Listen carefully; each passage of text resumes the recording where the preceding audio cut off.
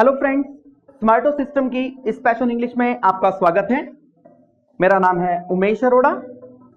आज हम वर्ब के बारे में सीखेंगे। Hello friends, this is Umesh Arora from Smarto System. दोस्तों, आज हम बात करेंगे उन सभी कार्यों की जो हम अपनी दैनिक दिनचर्या में करते हैं। हम अपनी रूटीन की लाइफ में दैनिक दिनचर्या में बहुत से काम करते हैं, जैसे खाना, खेलना, आना जाना, कोई भी काम करना। जितने भी हम काम अपनी रूटीन की लाइफ में करते हैं, इन्हें हम वर्ब कहते हैं। वर्ब यानी क्रिया। जिस शब्द से किसी काम का करना या होना पाया जाए उसे हम क्रिया कहते हैं। The word by which we can come to know about the occurrence of any work is known as verb. Eating, playing, going, working। मित्रों, इस तरह से हमारी दैनिक दिनचर्या में, रूटीन में बहुत सारी ऐसी वर्ब्स हैं। वर्ब्स की हमारी 3 प्रकार हुआ करती हैं, जिसको हम बोलते हैं वर्ब की फर्स्ट फॉर्म, वर्ब की सेकंड फॉर्म और वर्ब की थर्ड फॉर्म। जैसा कि आप स्क्रीन पर देख रहे हैं, ईट, एट, ईटन। वर्ब की फर्स्ट फॉर्म थी ईट, सेकंड फॉर्म हुई एट और थर्ड फॉर्म हुई ईटन। इसी तरह से प्ले, प्लेड, प्लेड। इसमें मैं आपको एक चीज़ और क्लियर करना चाहूँगा कि हमारे पास मैक्सिमम वर्ब्स यानी लगभग 70 से लेकर 80% और मे भी शायद इससे भी ज़्यादा वर्ब्स ऐसी हैं जिनके लास्ट में वर्ब की फर्स्ट फॉर्म के साथ ही जस्ट ईडी ऐड कर हम उसकी सेकंड फॉर्म और थर्ड फॉर्म बना सकते हैं। कैसे? प्ले के साथ हमने ईडी लगा दिया, इसकी सेकंड फॉर्म बन गई प्लेड। फिर थर्ड फॉर्म के लिए भी हमने इसके साथ ईडी लगा दिया और इसकी थर्ड फॉर्म बन गई, तो यानी ये बन गया प्ले, प्लेड, प्लेड। इसी तरह से कुछ वर्ब्स हमारी ऐसी हुआ करती हैं जिनकी फर्स्ट फॉर्म अलग से होती है, सेकंड फॉर्म उससे अलग होती है, थर्ड फॉर्म उससे अलग होती है। जैसा कि आप देख रहे हैं, ईट, एट, ईटन। ईट अपने आप में अलग से वर्ब है जो कि फर्स्ट फॉर्म है, एट इसकी सेकंड फॉर्म है, बिल्कुल अलग वर्ब हो गई, और वर्ब की थर्ड फॉर्म हमारी ईटन, वो भी अलग हो गई। इसी तरह से जैसा आपने छोटे होते से सुना है, गो हमारे पास अलग से वर्ब है और इसकी सेकंड फॉर्म जब हम देखते हैं तो इसके आगे ईडी नहीं लगा, लेकिन गो के साथ हमारा वेंट, गो की जगह पर सेकंड फॉर्म के लिए हमारे पास लग गया वेंट। ठीक, तो फर्स्ट फॉर्म हो गई गो, सेकंड फॉर्म हो गई वेंट एंड थर्ड फॉर्म हो गई गोन। इसी तरह से ईडी वाली अगर मैं बात करूं तो लुक, लुक्ड, लुक्ड। इनमें हमारे पास वर्ब के लास्ट में, वर्ड के लास्ट में ईडी लगा। Look, looked, looked, play, played, played. That's it. आगे की बात करता हूं मैं। सब्जेक्ट की बात करते हैं। सब्जेक्ट का क्या मतलब है? जो किसी भी कार्य को करता है उसे हम सब्जेक्ट बोलते हैं। सब्जेक्ट यानी कर्ता।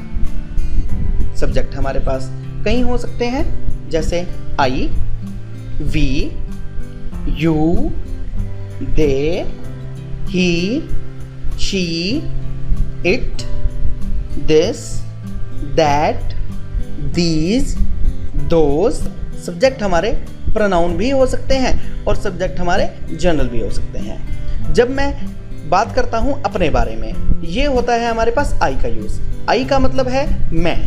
जब मैं अपने बारे में कोई भी बात करूं, उसके लिए इंग्लिश में हमारे पास एक वर्ड है, वो है आई। जैसे मैं एक विद्यार्थी हूं, आई एम अ स्टूडेंट। जब हम किसी और के बारे में बात करते हैं, यानी कि एक व्यक्ति किसी दूसरे व्यक्ति के बारे में बात करता है, जैसा कि आप स्क्रीन पर देख रहे हैं कि एक स्कूल जाने वाला बालक दूसरे बालक के बारे में बात कर रहा है, उसके लिए हम वर्ड यूज़ करते हैं ही।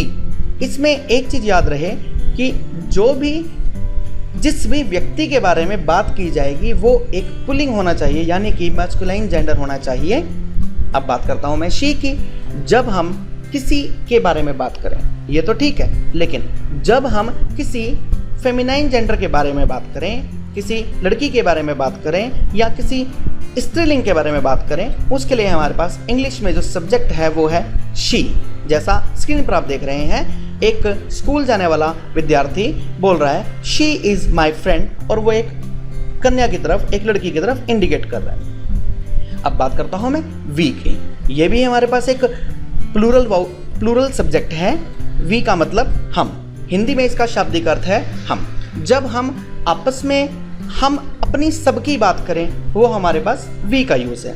जैसे अब ये स्कूल जाने वाला एक विद्यार्थी, दूसरा विद्यार्थी और तीसरी है कन्या, ये बोल रहे हैं वी आर फ्रेंड्स, यानी कि ये सभी अपने बारे में बात कर रहे हैं कि हम सभी मित्र हैं। यानी कि जब हम अपने बारे में बात करें, एक से ज़्यादा लोगों के बारे में बात करें, अपने बारे मीन्स एक अपने सिंगुलर एक के बारे में नहीं, एक से ज़्यादा के बारे में बात करें और अपने बारे में बात करें, वो हमारे पास वी का यूज़ है। अब मैं बात करता हूँ यू की। जब हम सामने वाले की बात करते हैं जिससे बातचीत हो रही है, यानी कि सामने वाले के बारे में जो भी बात करें उसके लिए हमारे पास लगते हैं यू। जैसे हम सामने वाले से पूछते हैं कि क्या आप एक विद्यार्थी हो, आर यू अ स्टूडेंट। दे, जब हम बहुत सारे लोगों के बारे में बात करते हैं कि एक व्यक्ति खड़ा होकर बहुत सारे लोगों के बारे में बात करता है या एक व्यक्ति बहुत सारे लोगों के बारे में बात करता है, तो उसके लिए हम वर्ड यूज करते हैं दे। दे का हिंदी में शाब्दिक अर्थ है वे। दे आर माई फ्रेंड्स, वे मेरे मित्र हैं। और they are my friends. Next thing,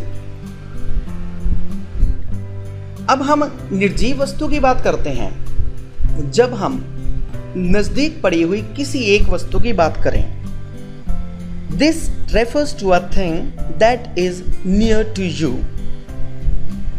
जब हम नजदीक पड़ी किसी एक वस्तु की बात करें उसके लिए हम दिस का प्रयोग करते हैं। जैसे दिस इज अ बॉल। जब हम नजदीक पड़ी बहुत ज़्यादा वस्तुओं की बात करें, यानी कि एक से ज़्यादा वस्तुओं की बात करें, तो उसके लिए हमारे पास इंग्लिश में वर्ड है दीज। दिस का मतलब हुआ करता है यह और दीज का मतलब हुआ करता है ये। जब हम दूर पड़ी किसी वस्तु की बात करें, mostly that refers to a thing that is away from us. जो चीज़ हमसे दूर है लेकिन वो एक है, यानी कि जब हम दूर पड़ी हुई किसी एक वस्तु की बात करें तो उसके लिए हमारे पास यूज होगा दैट। दैट का हिंदी में अर्थ है वह। अब बात करता हूं मैं दूर पड़ी हुई या दूर की एक से ज़्यादा वस्तुओं के बारे में।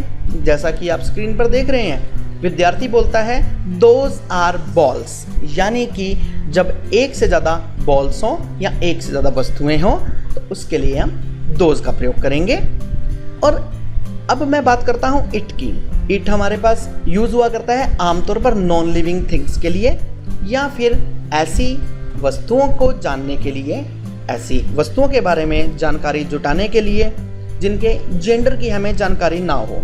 जेंडर मीन्स कि वो वस्तु स्त्रीलिंग है, पुल्लिंग है या उभयलिंग है, यानी कि वो वस्तु मैस्कुलाइन जेंडर है या फेमिनाइन जेंडर है। ऐसा जैसा आप देख रहे हैं, इट इज़ माई टीवी। विद्यार्थी बोल रहे हैं इट इज़ माई टीवी। एक वस्तु की बात कर रहा है लेकिन टीवी के बारे में हम ये इस निष्कर्ष पर नहीं पहुंच सकते कि ये टीवी जो है वो मैस्कुलाइन जेंडर है या फेमिनाइन है। बात करता हूं मैं इट के लिए एक और एग्जाम्पल, क्योंकि इट हमेशा नॉन लिविंग थिंग्स के लिए यूज हुआ करता है जैसा कि पहले बताया, या फिर ऐसी वस्तुओं के लिए यूज हुआ करता है जिनके जेंडर की आमतौर पर कोई जानकारी ना हो। विद्यार्थी बोलता है इट इज माई डॉग। अब प्रश्न उठता है कि इट का प्रयोग हम जानवरों के लिए करते हैं। यस, इट का प्रयोग हम जानवरों के लिए करते हैं। आपको याद होगा जब आप तीसरी कक्षा में पढ़ते थे, तीसरी कक्षा में आपके पास द काऊ का ऐसे था। द काऊ के ऐसे में द काऊ के जो प्रस्ताव था आपके पास, जो आपने द काऊ का निबंध याद किया, उसमें पहली लाइन क्या थी? This is a cow. This is a cow, fine.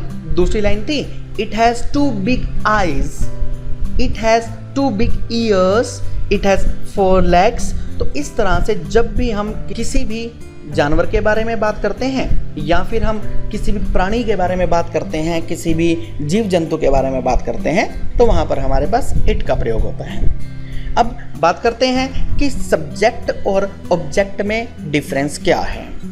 Subject की सबसे बड़ी क्वालिटी क्या है कि सब्जेक्ट हमेशा और हमेशा वाक्य के शुरू में लगते हैं और ऑब्जेक्ट हमेशा और हमेशा वाक्य के अंत में लगता है। सब्जेक्ट को हम कभी भी वाक्य के अंत में नहीं लगा सकते और इसी प्रकार से ऑब्जेक्ट को हम सामान्यतः वाक्य के आरंभ में नहीं लगाते। I, you, he, she, it, we, you, they, ये सभी हमारे सब्जेक्ट हैं। सब्जेक्ट यानी करता है, जो किसी भी काम को करता है, यानी किसी भी काम को करने का भार जिसके ऊपर होता है उसे हम सब्जेक्ट कहते हैं। जैसे आई, आई का शाब्दिक अर्थ मैं, जैसा कि मैं आपको पहले बता चुका हूं। आई मीन्स मैं, आई नो राम, मैं राम को जानता हूं, और इसी का ऑब्जेक्ट है मी। राम नोज मी, मी का शाब्दिक अर्थ है मुझे, राम मुझे जानता है, राम नोज मी। यू का अर्थ है तुम, यू नो राम, तुम राम को जानते हो। यू का ऑब्जेक्ट है यू। कैसे? राम नोज यू, राम तुम्हें जानता है, राम आपको जानता है। ही का अर्थ वह, ही नोज राम, वह राम को जानता है।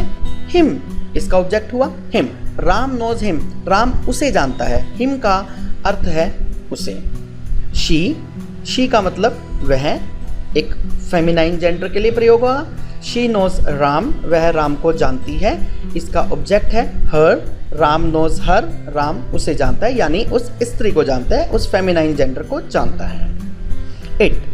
इट का अर्थ हुआ यह, जैसा कि मैंने पहले बताया कि निर्जीव वस्तुओं के लिए प्रयोग किया जाता है, या फिर जीव जंतुओं के लिए, प्राणियों के लिए, और कुछ जानवरों के लिए भी इट का यूज हुआ करता है। इट नोज राम, और इट का ऑब्जेक्ट इट ही हुआ, Ram knows it.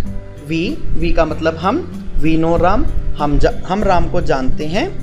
Us means हमें, अस हमारे पास एज एन ऑब्जेक्ट यूज हो रहा है। राम नोज अस, राम हमें जानता है। यू मीन्स तुम, यू नो राम, तुम राम को जानते हो। यू का object you, Ram knows you, Ram आपको जानता है। दे का मतलब वे, दे नो राम, वे राम को जानते हैं। दे का हमारे पास ऑब्जेक्ट हुआ देम, यानी कि उन्हें। राम नोज देम, राम उन्हें जानता है।